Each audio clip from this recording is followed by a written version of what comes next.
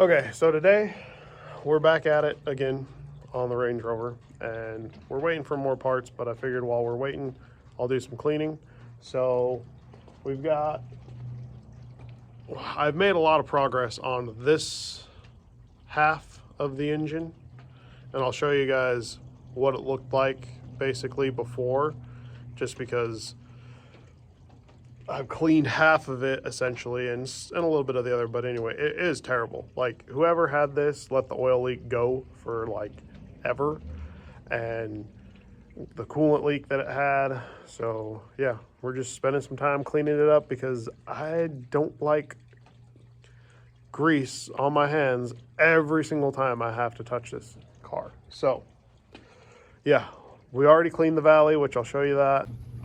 Okay, so this side's pretty much cleaned. There's some more that I got to. This is what it looked like before.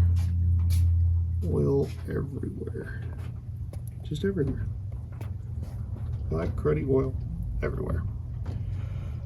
See down there? All that is what this used to look like.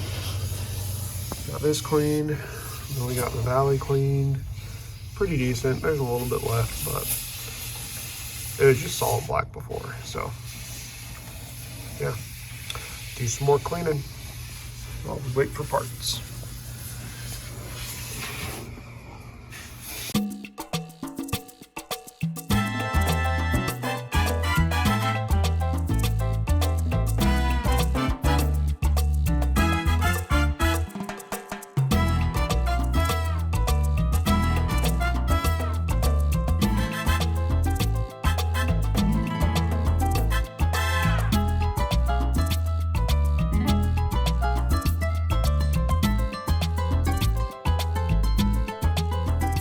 Alright, had some parts show up. Let's get this one on.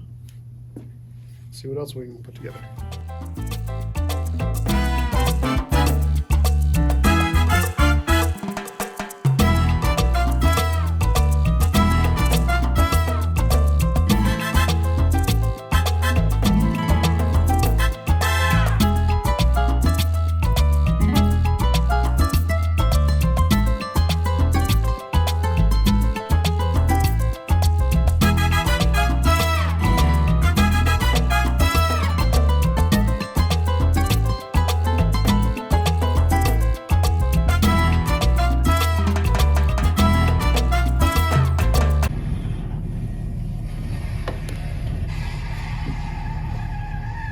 We got this piece. Go right back here.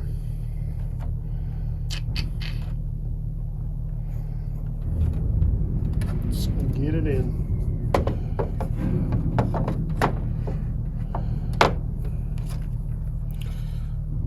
Always lube your wings.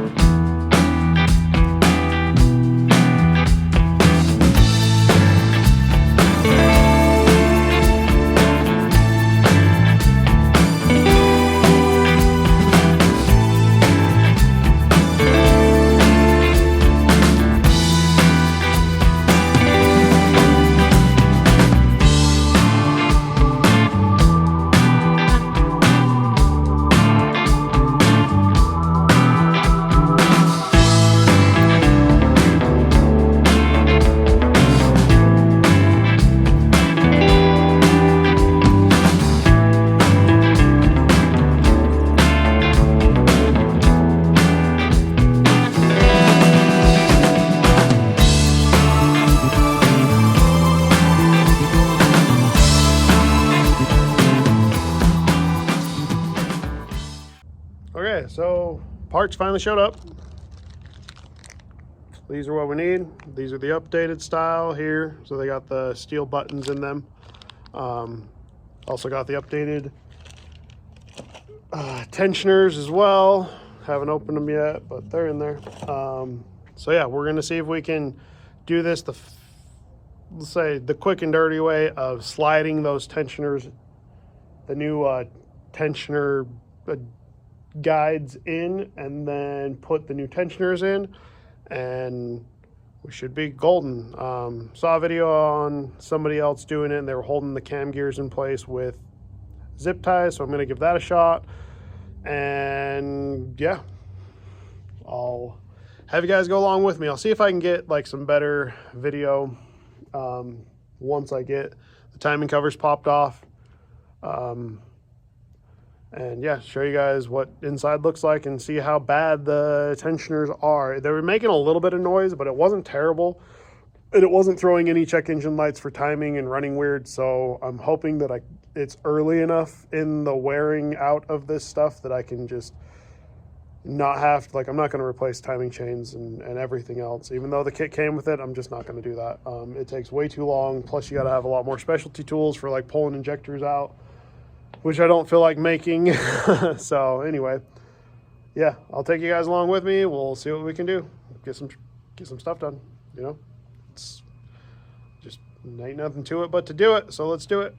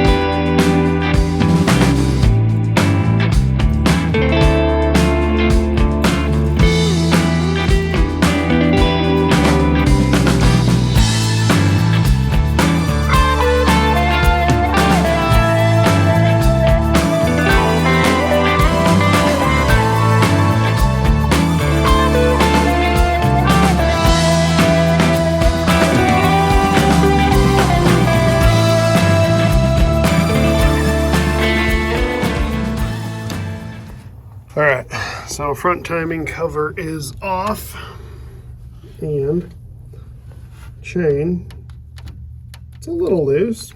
It's not terrible though. The videos I've seen of other people's, they're a lot worse. So like this is where the piston rubs into the back of the aluminum. So when we pull that out, I'll show you how bad that is. And then this side over here, you can see here, so this chain, and really the slack's not bad. Like, it's still, I would say, pretty much adjusted, but I'm sure it needs, is a matter of time before it's worse, because that right there, you see that shiny piece right in the middle pushing right here? Well, it has pushed itself down inside of the aluminum. So we got the new ones to fix that, so we're going to. Let's see if we can get this done.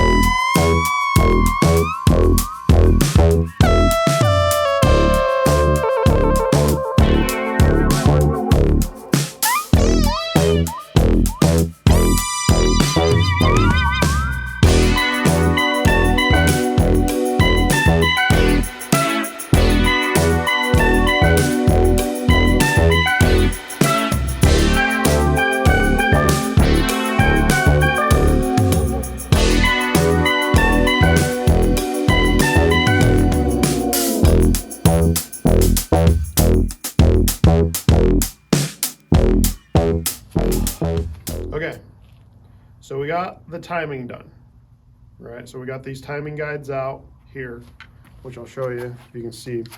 There's this dimple right here is where this piece right there was wearing into it. And you can see on here that the normal travel is like right here in this area, and it was pushed out that far. So that means it wore in there quite a bit. I mean, like that is a measurable amount, and that's on both of these. So that's on both sides of these timing belt guides or timing chain guides for the tensioner here, okay? It's worn into both. So both of them were being worn into by the timing belt tensioner, which is this. So that's why these things develop timing chain rattle, is because these wear into here, because this is aluminum.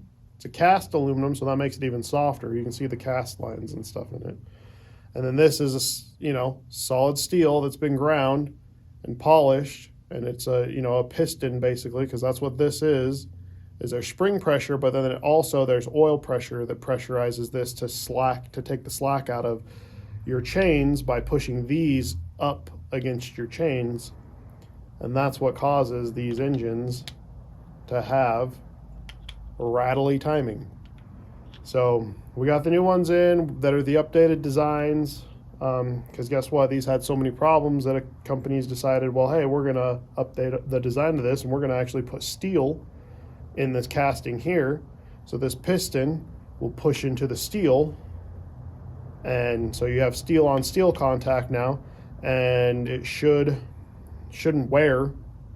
So the only thing that'll stretch is your timing chain, but like between the stretch in the timing chain and this pushing into here, that's just too much for these pistons to account for. So these get wore out and they don't do their job. So it just sits there and bounces on top of here and rattles and makes all sorts of noise. And if it gets bad enough, I've seen it where it'll take these plastic guides, it'll break them off, and they go down into your oil pan-ish area if they can make it there. If not, they ride on your crankshaft, and then yeah, it gets real bad. You can jump timing, you can bend all your valves. It just turns into a whole nightmare, and it's a whole motor replacement. And these motors aren't cheap.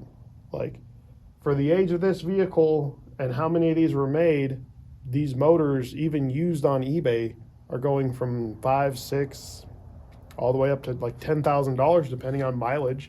Especially if you have a supercharged version, it's even more expensive because the supercharger itself is like a $4,000 item.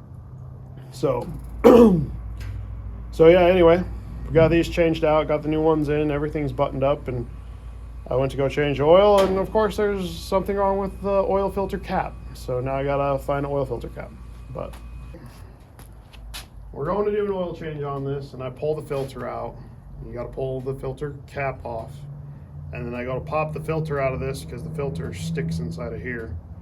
And when I pull the filter out, this falls out. So this is your oil pressure relief spring, and it's just the spring goes down inside of this little plastic housing inside of here, and this piece here is what goes down, and I believe it was glued in place or something like that. Anyway, the spring just popped that out. So now this whole piece where the pressure relief valve makes up is broke. So without that, all the oil will not filter. It'll just go in the housing and then just dump through the top and go back through the engine. So it will not filter your oil properly. So I don't know how long this has been broke, but we're gonna see if we can find a new one of these. And it's always something. It seems like it's always something with this car. Like, it just never, like, you go to put it back together, you're like, oh, this is broke.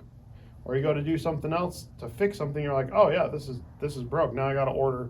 It's just like, go do an oil change and this is broke, so now I gotta order another part, right? Or see if I can find one of these locally.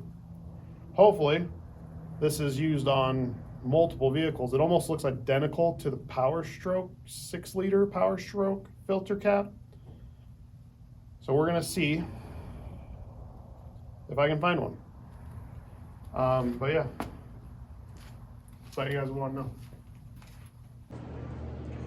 All right, so we've almost got this Range Rover finished now, okay? We've got timing done, accessories on, everything's cleaned up. I've got the coolant hoses all put back on. Yeah, all the coolant hoses are all snugged up. Fans on, fan shroud. You can obviously see it's basically all together. All we've got to do next is put the intake on this thing. So we'll get the intake put on that connects the throttle body to your air cleaners and the rest of the PCV system all hooked up. And then we'll get some coolant, do an oil change, and start her. So yeah, I'll set you guys up, do a little time-lapsey thing, do a little bit of videoing. Also got to put the skid plates back on it, or the singular skid plate, the small one, so you can access everything. Anyway, yeah, so that's where we're at, and yeah, we'll get her Range Rover going today, hopefully. Only maybe about a couple hours worth of work, so yeah, we're done.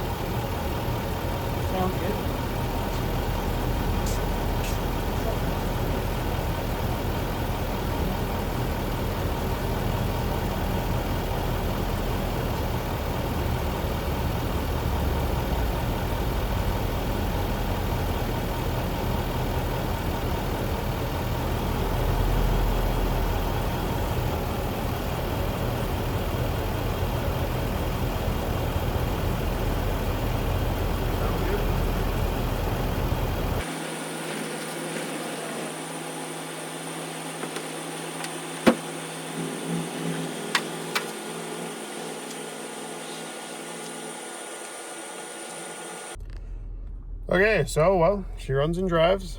We pulled her out of the shop. I can put it in gear. Oops, if I choose the right gear.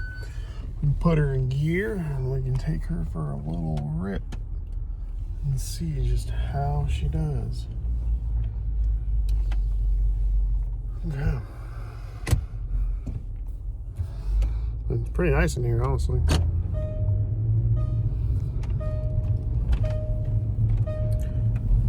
Yeah, I know, I don't have my seatbelt on, but I'm only driving down my driveway, so. It runs pretty good. Do have a check engine light though, so we will scan that and see what that is, but.